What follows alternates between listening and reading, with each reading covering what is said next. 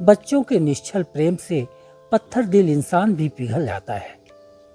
सरमन और राधे दो सगे भाई थे। दोनों अपने पिता के साथ पुश्तैनी घर में रहते थे।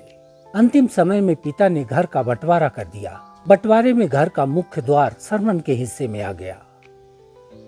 हालांकि पिताजी ने समझाया कि भले ही मुख्य द्वार सरमन के हिस्से में आया हो, लेकिन इसका उपयोग तुम दोनों भाई बराबर रूप से करना। पहले तो ठीक ठाक चला, लेकिन कुछ दिनों बाद सरमन राधे के दरवाजे के उपयोग पर रोक लगाने लगा।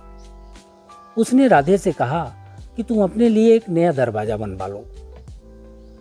राधे ने पिता की बात का हवाला देते हुए नया दरवाजा बनवाने से इनकार कर दिया। सरमन नाराज हो गया। उसने घर के बंटवारे के लिए कचहरी में अर्जी लगा दी। साल भर पेशी दर पेशी जूते घिसने के बाद भी सरमन को कुछ हासिल नहीं हुआ।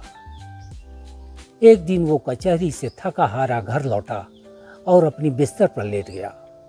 तभी राधे का 5 साल का बेटा बंटू सरमन के पास आया और उसका पांव दबाने लगा। पांव दबाते दबाते ही उसने कहा, ताऊ, पापा कह रहे थे कि हमें अब एक नया दरवाजा बनवाना पड़ेगा। तुम्हारे ताऊ अपने दरवाजे से अब निकलने न देंगे। ताऊ, क्या मुझे भी ना आने दोगे अपने पास? बंटू की मीठी बातों से सरमन का दिल पिघल गया। उसने तुरंत राधे को बुलाकर कहा, राधे, तुम्हें नया दरवाजा बनवाने की कोई जरूरत नहीं है। इसी दरवाजे से तुम हमेशा निकलोगे। यह दरवाजा हम दोनों का है।